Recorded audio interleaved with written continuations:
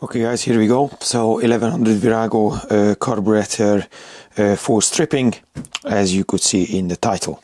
So this is from a 98. It's not my bike, it's somebody approached me to help him out because he couldn't fix the carburetor. So first things first, I'm gonna remove this overflow piping. It's one there and the other one is from the other carb. Just like that. Next step, I'm gonna remove the throttle position sensor.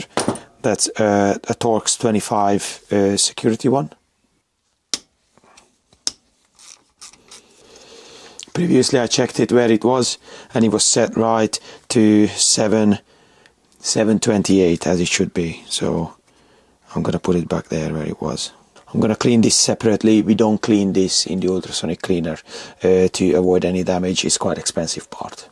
To be able to split the carbs, you have to pop out the choke mechanism from this little green ring from there. I'm gonna zoom in for you so you can see it better. Right, we're gonna pop that out from there. It's just a screwdriver. You put it behind it and you twist it and it pops out, look. See, easy as that. We're gonna take off these E-clips from the throttle mechanism. I don't have like an E-clip remover tool, so what I use usually is a 2 screwdriver and then just push it down both sides like this. Give it a quick firm push and it usually pops off.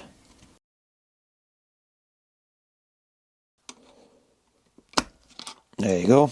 You gotta do this step before you start splitting the carb. So when you get to that point, you split it. It just comes apart. Woo. I always make a photo, but obviously I'm making video, so it's easier to how these aligned. Here the pipe goes through, it sits in there and then goes to the carbs, and then the front carburetor's got this sideways here, and nothing for the rear, just comes over here. So let's start with the difficult ones. Just crack them open. Okay, finally no stripped heads. Okay, now on the bottom I got these JIS screws here. The way to recognize it's a JIS, it's always got a little dot on it. Okay, these weren't even tight. So just popping these off from their shaft. Yeah. Push it off and then it's off. It only goes back one way. So now the bottom is separated. Now we're gonna do the top. And careful, because the carbs will fall from each other as soon as you take this apart. This comes apart, and that's why we took apart the choke, so we can pop this back out. There you go. You can take the other one out if you found it more easier access, but it doesn't really matter. You can put it back together anyway. Separation, fairly easy. I think it's easier than the 535, to be honest. Okay, so now I'm gonna get some boxes, mark them up front and rear, and then I'm gonna go from there. Let's get the delicate items out first. Gonna pop that remaining 2 screws out. And this just pops out like the 535, very similar, just a different style and membrane. I'm gonna put that in there, and I usually put my finger in there and push it up like this to avoid any damage. The best way to check the membrane, the way I do it, is shine a light from the back in a dark room. Okay, you're not going to be able to see it even if I do it, so I will do it separately, but this is how I do it. Dark room, make sure you cover the full surface of the light like that, and then just keep watching, keep spinning it, keep watching to make sure there is no pinhole on it. You can give it a bit of a force if you want to. If you have a static light, you can put down and you can give it a bit of a force, like a very gentle pull, to make sure it's fine. Okay, the needle, just push it up from the bottom. Okay, and the whole assembly should come out. You have to turn it upside down, and there you go.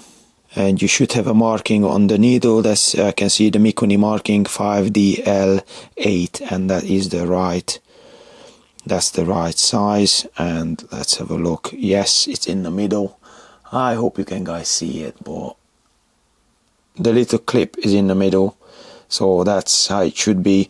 And unfortunately, the drawing in the book, the parts list, showing this the wrong way around, so it's showing that goes there and that goes there like that, and that is wrong. Do not assemble it like this.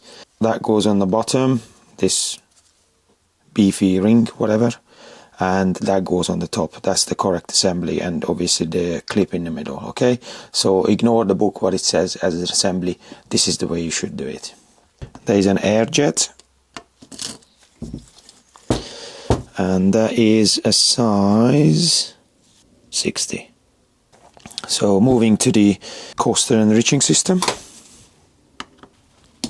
Okay, good.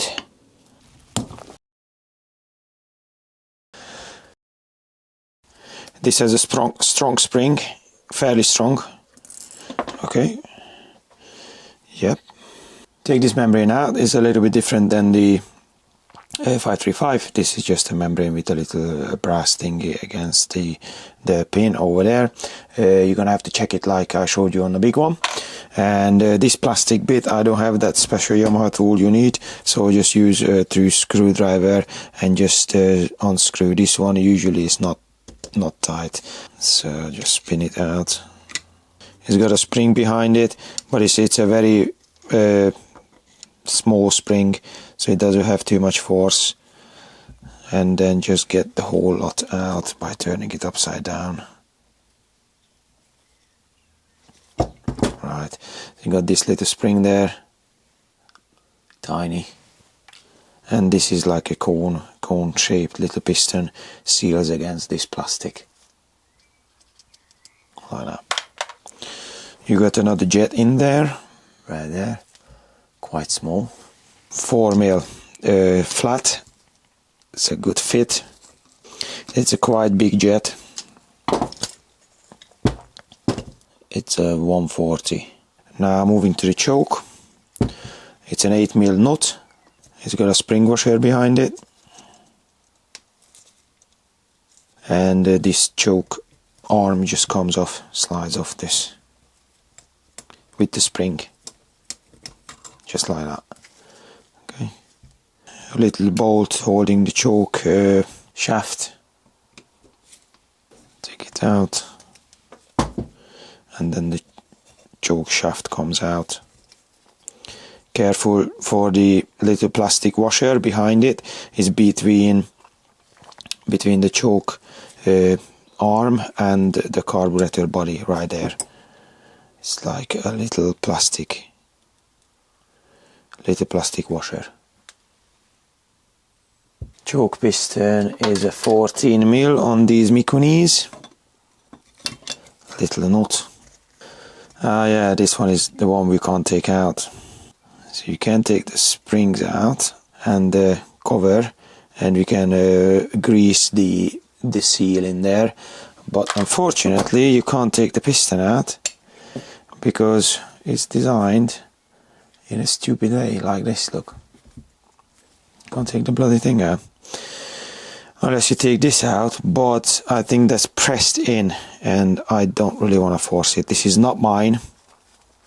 This carburetor, this bike is not mine, so I wouldn't want to force it and maybe bend this or damage it.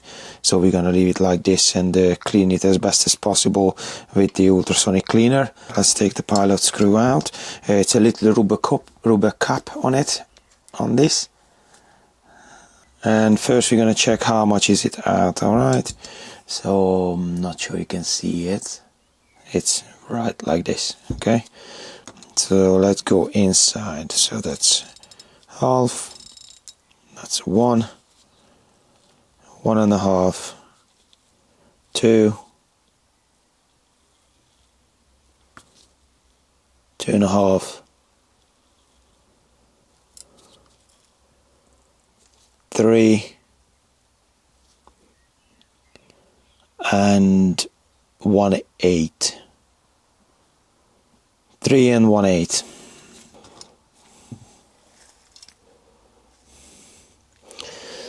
Okay, as usual the O-ring is stuck. Right, so the correct assembly on this: spring, metal washer, and the O-ring there, which is 3 mil inside diameter by 1 mil cross section. So we're gonna have to take the O-ring out because that's still stuck in there. Just put it in there and pull it. Yep, perfect. I recommend, guys, swap the O-ring. Cost pennies, honestly.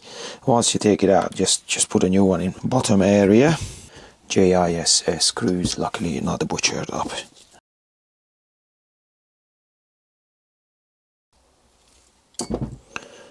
There you go. Okay, that's I think he cleaned it. There is always a little hole for the choke, sucking the petrol through there. So what I usually do is shine a line through there, light through there, and you should see the light in that little hole. And I can, so that's good. Alright, the jet is a 122.5. So the rear cylinder got the smaller jet and the front cylinder got the bigger jet. That's the design of the airbox. The reason for that, nothing to do with cooling. I'm usually using a little punch and just put it there, put it on the shaft. The reason I'm using a punch because I don't want it slipping down, and give it one firm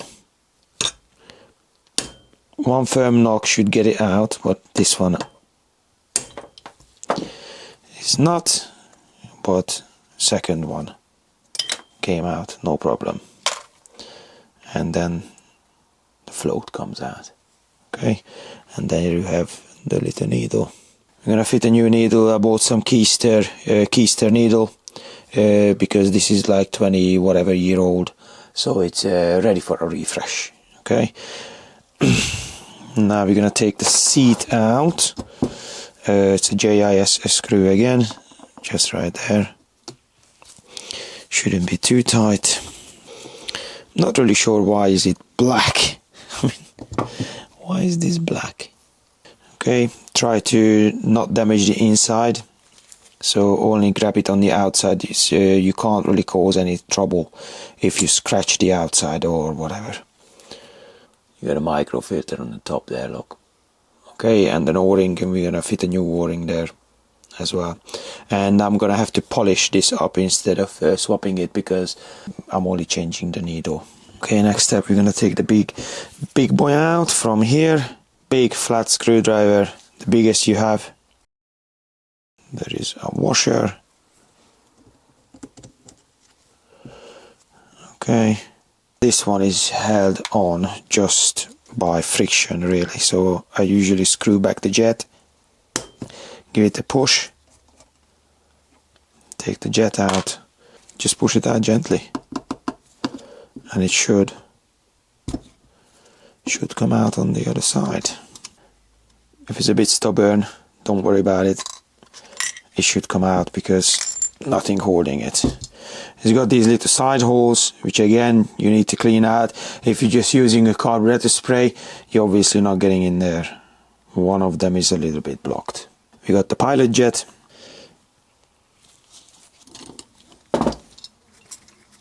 Okay, a little pilot jet number 40. Yep, gasket off because we don't want to put it into the ultrasonic bath. This is as far as I go with these carbs. That's it guys for this video. I hope you guys like this carburetor stripping video about the BST-40s, which is on the Viragos from late 80s all the way to the finish. I didn't show the other carburetor because I didn't want to waste another 8 minutes of your time. It's exactly the same as the one I showed you. There is no difference whatsoever except the choke arm mechanisms sits a little bit different and just looks a little bit different. But just make a photo before you take it apart so you know exactly how to put it back on. That's what usually I do. It's something I haven't done before. Other than that, the both carburetor is the same. So thank you very much for watching, and I will see you guys in the next video.